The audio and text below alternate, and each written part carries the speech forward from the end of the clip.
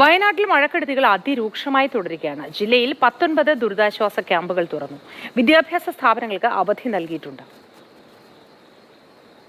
വയനാട്ടിൽ ഇന്ന് red alert ആണെങ്കിലും തുടർച്ചയായി കനത്ത മഴ പെയ്യുന്ന ഒരു സാഹചര്യം ഇതുവരെ ഇല്ല.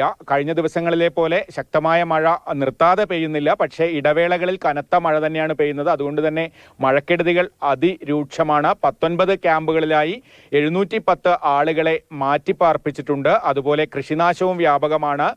ചില ഭാഗങ്ങളിൽ മാത്രമാണ് പുഞ്ചകൃഷിയുള്ളത്. പക്ഷേ പുഞ്ചകൃഷി കൊയ്തെടുക്കേണ്ടത് ഈ മെയ് അവസാനം ജൂൺ ആദ്യവാരത്തോടെ തീരേണ്ടതാണ്. പക്ഷേ കാലവർഷം നേരത്തെ എത്തിയതുകൊണ്ട് തന്നെ ആളുകൾ കൊയ്യാനാകാതെ ബുദ്ധിമുട്ടുന്ന സാഹചര്യമുണ്ട്. പലയിടത്തും വീടുകൾക്ക് നാശനഷ്ടം സംഭവിച്ചിട്ടുണ്ട്.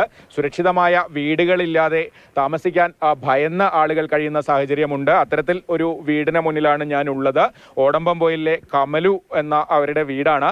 2018 പ്രളയത്തിലും 19 പ്രളയത്തിലുമായി വീട് തകർന്നതാണ്. പക്ഷേ സർക്കാരിൻ്റെയോ തദ്ദേശ ഭരണ സ്ഥാപനങ്ങളുടെയോ ഭാഗത്തു നിന്ന് വീട് ലഭിക്കാനുള്ള ഒരു സാഹചര്യവും ഉണ്ടായിട്ടില്ല. ഇതിന്റെ അകത്ത് ഇപ്പം നിൽക്കാൻ പറ്റുന്ന അവസ്ഥയാണോ? നിൽക്കാൻ പറ്റൂല. ഞങ്ങളിപ്പോൾ വാടകയ്ക്കാണ് താമസിക്കുന്നത്. 18 വെള്ളത്തിന് പകുതി വീണ്, പിന്നെ മുഴുവൻ എടുക്കാതാണ്. അപ്പോൾ ഈ ലൈഫോ മറ്റേതെങ്കിലും പദ്ധതികളുടെ ലിസ്റ്റിലുണ്ടോ? ലിസ്റ്റിലുണ്ട്, ലിസ്റ്റിൽ വന്നിട്ടുണ്ട്, ഇതുവരെ കിട്ടിയിട്ടില്ല. എത്ര സ്ഥലമുണ്ട് ഇവിടെ? 10 സെന്റ് സ്ഥലമുണ്ട്. അപ്പൊ ഈ വാടക കൊടുക്കാൻ നിങ്ങൾക്ക് എന്തെങ്കിലും അതിനുള്ള വരുമാനം കാര്യങ്ങളുണ്ടോ? ഇല്ല, വരുമാനം ഇല്ല.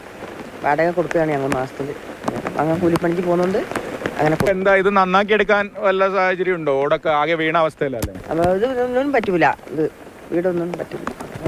ഇത്തരത്തിൽ നിരവധി ആളുകളാണ് മഴക്കാലത്ത് ആശങ്കയോടെ കഴിയുന്നത്. പല പദ്ധതികളും കാര്യങ്ങളും ഒക്കെ ഉണ്ടെങ്കിലും ആളുകൾക്ക് സുരക്ഷിതമായ വാസസ്ഥാനം ഇപ്പോഴും ലഭ്യമല്ലാത്ത അവസ്ഥയുണ്ട്. ലൈഫിൻ്റെ ലിസ്റ്റിൽ പേരുള്ള ആളുകളുണ്ട്. പക്ഷേ കാത്തിരിപ്പ് അനിശ്ചിതമായി നീളുകയാണ്.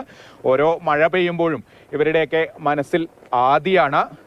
എന്താണെങ്കിലും ഇപ്പോൾ തൽക്കാലം സുരക്ഷിതമായി വാടകയ്ക്ക് താമസിക്കുന്നു. പക്ഷേ വാടക കൊടുക്കാൻ കഴിയാത്ത സാഹചര്യമാണുള്ളത്. കൂലിപ്പണിക്ക് പോയൊക്കെയാണ് വാടക നൽകുന്നത്. ഷമീർ മച്ചിങ്ങലിനൊപ്പം കമൽ, മാതൃഭൂമി ന്യൂസ്, വയനാട്.